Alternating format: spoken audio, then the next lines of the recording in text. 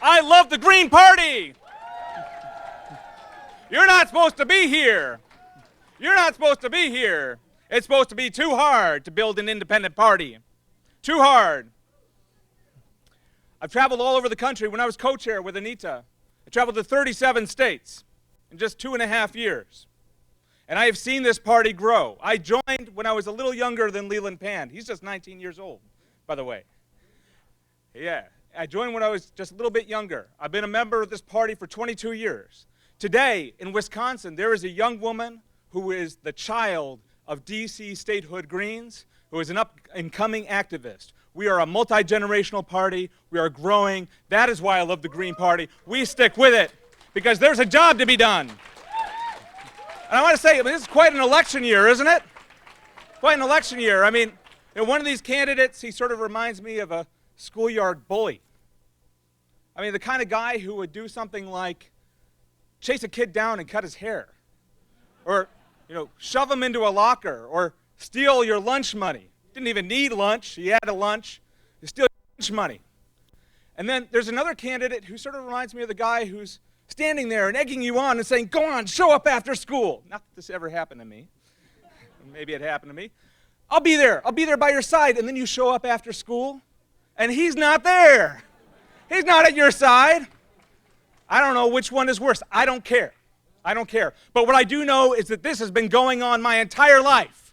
For 30 years, year after year, the rich have been stealing from the poor and gorging on the spoils. They've been jacking up tuition. They've been taxing the working class, taking tax breaks for themselves, occupying every nation on earth. I mean, we're still in Germany. I think the Germans have a pretty democratic system. They're doing pretty well. Now, and I say that as a, never mind. That's another story. They've been doing it for 30 years. And then finally what has happened in the last couple of years is that people have risen up like never before, at least never before in my lifetime, and we've said enough. And you had the occupation of the state capitol, and you had the general strike in my industry in the education sector in Wisconsin. All the students went out. All the teachers went out. It was a general strike in Wisconsin. And then you had Occupy Wall Street, and Occupy Freedom Plaza, and Occupy spread around the world. And meanwhile, you had the revolutions going on in the Middle East, and revolution in Chile, and the Greens came to power in Iceland. And the world started to turn around. And yet, we're still hearing some of the same things. They're still trying to scare us. They're still trying to scare us. They're still saying, if you vote for what you believe in, you will get what you don't believe in, right? But there's a lie to that line, which is that they deliver that line in Texas. They deliver that line in California. They deliver that line in Vermont. They deliver that line in South Carolina. There's this little thing called the Electoral College.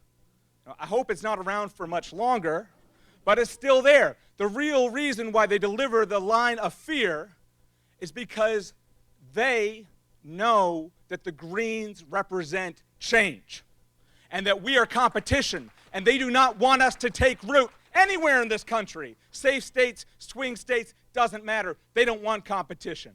They're not afraid of the Republicans. They're not afraid of losing. They lose all the time. They've made it an industry, losing. If they won all the time, they wouldn't have a job.